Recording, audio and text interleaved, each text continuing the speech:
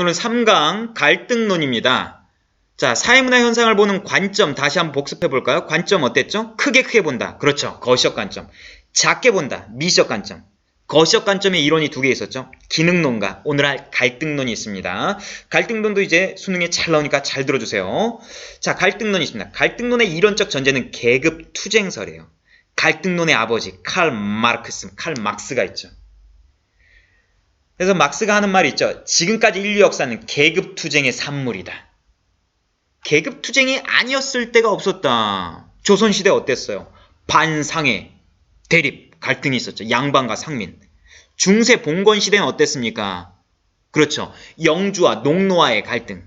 자본주의, 초기 산업혁명 이후에 자본주의 시대 어땠어요? 자본가와 노동자 간의 갈등. 학교도 어떻습니까? 선생님과 학생 간의 갈등 대립. 그럼 가족은 어때요? 가부장적인 아빠와 우리 엄마와의 갈등. 자, 이렇게 인류 역사는 계급투쟁의 역사다. 항상 대립적이고 갈등적인 시각에서 바라보는 게 갈등론이에요.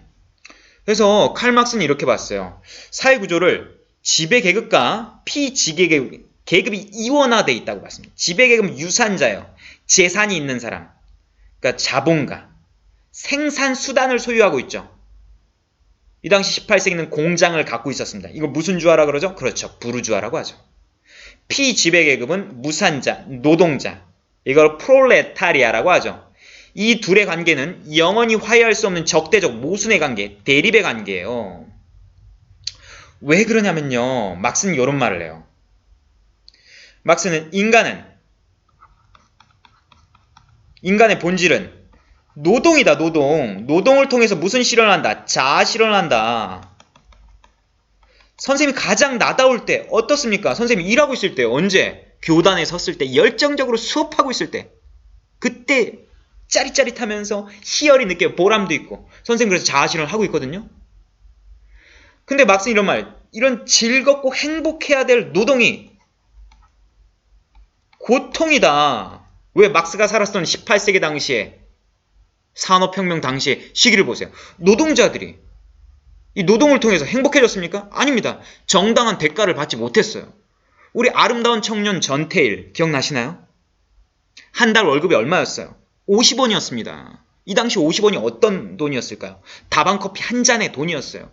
하루에 14시간, 16시간 일하면서 한 달에 두 번도 못 쉬면서 그렇게 죽어라 일하면서 정당한 대가를 받지 못했어요. 왜? 자본가가 노동자를 억압하고 착취합니다. 착취, 피착취, 피지배 이런 식으로 사회를 바라봐. 이렇듯이 자본주의 사회구조는 모순 그 자체다. 사회구조에 모순이 있기 때문에 노동자는 고통스럽다. 이렇게 본 겁니다. 여러분 어떠세요? 어떤 사람은 태어나니까 아빠가 이건희야. 그래서 아빠가 이건희여가지고 그냥 기업도 물려받고 큰 저택에 살게 돼. 어떤 사람은 태어나니까 아빠는 알코올 중독자야. 맨날 날 패고 있어. 맨날 소주 사오래. 소주 사오는데 소주 한 병이 2,000원인데 300원밖에 안 줘. 폐지 좋아서 소주 사오래. 언제 공부합니까? 이러한 계급 간의 이런 빈부격차 문제, 이런 모순이 있기 때문에 사회는 불평등하다. 이렇게 보는 게 이제 갈등론입니다. 갈등론은 이렇게 보세요. 현실을 부정해요. 자본주의 사회 그 자체가 모순이니까. 변화를 인정하고요. 진보주의고 혁신주의고 다른 말로 급진주의예요. 갈등은 필연적. 그 사회 갈등은 일어날 수밖에 없다.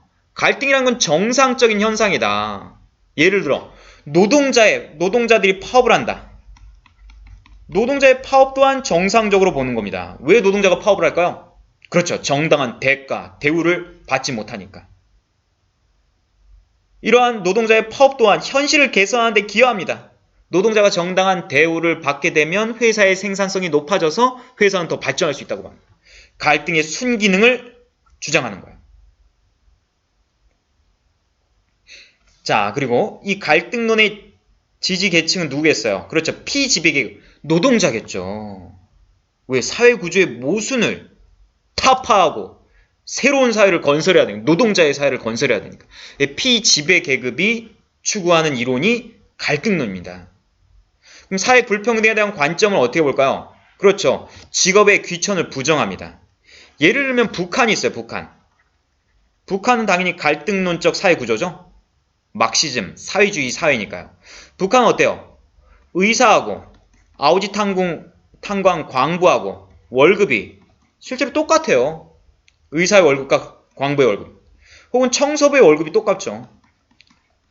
너희들한테 물어볼게요. 의사가 중요한 일을 합니까? 청소부가 중요한 일을 합니까? 의사라고요? 아, 청소부도 중요하지 않을까요? 우리 사회 환경 미화원이 없다면 어떻게 될까요? 쓰레기로 넘칠걸요? 온 길거리에 똥냄새가 가득할걸요? 살 수 있을까요? 아닙니다. 의사하고 청소부 다 중요하다. 월급도 똑같이 받아야 된다. 이런 월급의 차등 분배는 불법이다. 억압 착취 관계가 있다. 왜 의사한테만 월급을 많이 주냐? 이렇게 보는 겁니다. 여러분, 의대가 1년 등록금이 얼마입니까? 2천만 원입니다.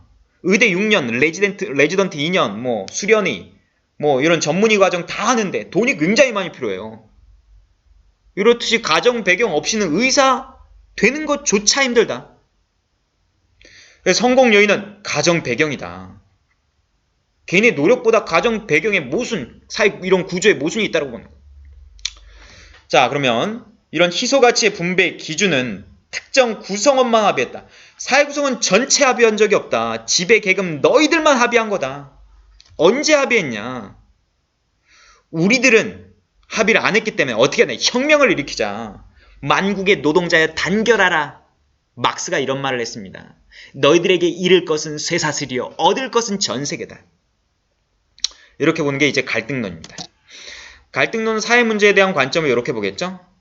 사회 문제는 항상 일상적으로 존재하는 거예요. 인류 역사는 계급 투쟁의 산물입니다. 갈등은 그 사회에 언제든지 다 내재해 있어요. 원인은 개인의 일탈, 개인의 노력 부족이 아닙니다. 사회 구조 자체에 모순이 있었던 거예요. 가정 배경. 이건 해결은 사회화, 사회 구조의 보완 이런 거 가지고 안 돼요. 구조의 근본적인 혁명가 뒤집어 엎어야 돼요. 이렇게 본 거죠. 지금 너희들 지금 입시 때문에 괴롭죠? 한국이 입시 지옥이에요. 입시 지옥 문제를 기능론자는 어떻게 해결합니까? 기능론자는 그렇죠. 제도의 개편과 보완으로 해결하려고 그래요. 갈등론자는 어떻게 해결할까요? 그렇죠. 갈등론자는 대학을 평준화하자. 대학도 뺑뺑이로 가자. 돌리세요. 쏘세요. 하고 대학 가자. 이렇게 보는 거예요. 대학을 평준화하려면 어떻게 됩니까? 그렇죠. 사립대학을 국유화해야 됩니다. 사립대학을 국유화하려면 물론 국가 예산도 필요하겠죠. 실제로 프랑스의 무슨 혁명? 68혁명 당시에 대학을 국유화했습니다. 실제로 프랑스 같은 경우는 파리 1대학, 2대학, 번호대학으로 불려지죠. 이건 나중에 수업 시간에 또 한번 얘기해보고요. 자, 이렇게 또 갈등론의 한계점이 있습니다. 이건 질서와 안정의 중요성은 간과합니다. 무조건 좀 갈등적이고 혁명적으로 바라보니까 사회 질서에는 관심이 좀 덜하다는 이론이 있죠. 자, 그럼 갈등론 다시 한번 정리해 보겠습니다. 자, 갈등론. 자, 갈등론은 이제 계급 투쟁설입니다. 계급 투쟁설. 칼 막스가 갈등론의 아버지죠. 인류 역사는 계급 투쟁의 역사이다. 계급 투쟁이 아니었던 적이 없다. 그러니까 사회구조를 지배, 피지배 계급의 대립과 갈등으로 본다. 또 제로 썸 게임이에요. 이 지배계급과 피지배계급의 이익은 양립할 수 없어요. 누군가 이익을 보면 누군가는 손해를 봐야 돼요. 자본가가 돈을 벌면 노동자는 고통스럽게 살아야 됩니다. 이렇게 보는 게 제로 썸 게임입니다. 또 갈등, 억압, 착취, 피착취, 지배, 피지배 이런 관계로 사회구조는 모순 그 자체예요. 현실 인식 또한 진보적으로 급진적으로 뒤집어 엎었으면 좋겠어요. 갈등은 그 사회에 필연적이에요. 언제든지 존재해요. 갈등은 정상적인 거예요. 예외적인 게 아니에요. 갈등은 좋은 거예요. 노동자의 파업 긍정적으로 봅니다. 지지계급은 당연히 노동자, 피지배계급이 지지를 하겠죠. 직업의 귀천은 있을 수가 없습니다. 북한 떠올리세요. 북한. 의사하고 청소부 월급이 똑같습니다. 성공 요인은 가정 배경입니다. 부모 잘 만나야 성공한다. 이렇듯이 희소가치의 분배 기준은 특정 구성원만 합의했다. 우리 언제 합의했냐? 혁명 일으켜야 된다. 이렇게 본 거예요. 사회 문제는 항상 일상적으로 존재하는 겁니다. 원인은 사회구조에 모순이 있어요. 혁명만이 살 길이다. 안정은 간과한다. 자, 이상 이간 갈등론이었습니다.